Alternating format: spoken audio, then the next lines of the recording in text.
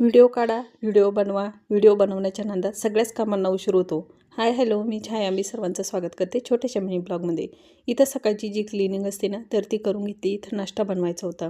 Video बनवायचा म्हटला की त्यात खूप सारा वेळच जातो. किती चांगले व्हिडिओ बनवा, किती व्हिडिओमध्ये बदल करा किंवा किती तुम्ही इथं 100% देण्याचा प्रयत्न करा.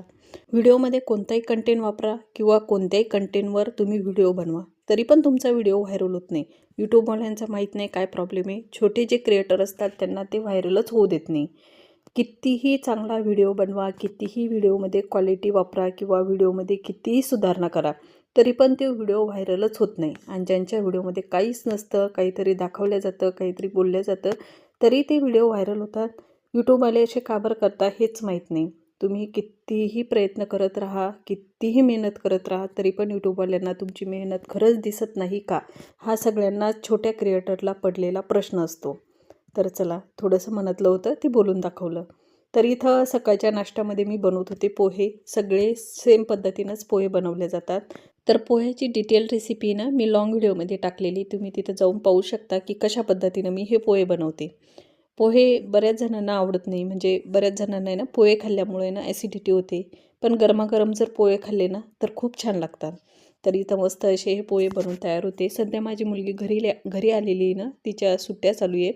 तर तिच्यासाठी दररोज असा काहीतरी वेगवेगळा नाश्ता बनवला जातो. तर इथं मस्त गरमागरम पोहे खाऊन घेतले.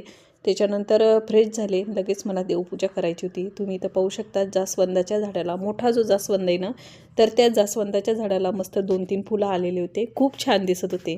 थोडंसं व्हिडिओमध्ये कॅप्चर केलं. गुलाबाच्याही गुलाबाचं जे झाड आहे ना, तर त्यालाही 2-4 फुलं आलेले होते. देवपूजेसाठी सगळे फुलं तोडून घेतले. देवपूजा करायची म्हटली की फुलं आवश्यक आहे, कारण त्याच्यामुळं देवपूजा अधुरीच वाटते.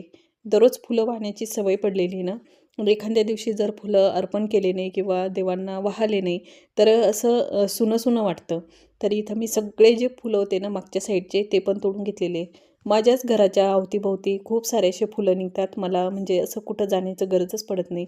सगळ्याच झाडांना 2-3 फुलं मिळून जातात. तर देवपूजेसाठी ना पुष्कळ फुलं म्हणजे जमा होऊन जातात. हे जे चाफ्याचं झाड आहे ना, तर त्यालासुद्धा 2-4 फुलं आता दररोज रेग्युलर येतात. तर ते पण फुलं मी देवपूजेत वापरत असते. तर इथं मी सगळे असे देवपूजेसाठी फुलं तोडून घेतलेले. फुलं तोडून घेतलेत, लगेच देवपूजा करून घेतली. बऱ्याच जणांची तुळशी या दिवसामध्ये खराब होते. तर त्यासाठी मी काय केलं होतं, 7 दिवस आहे ना रेग्युलर हळदीचं पाणी टाकलं. त्याच्यामुळं तुम्ही पाहू शकता इथं एकदम डेरेदार अशी माझी तुळस झालेली आहे. तुम्हीसुद्धा ह्याच पद्धतीनं करा. 7 दिवस रेग्युलर हळदीचं पाणी टाका.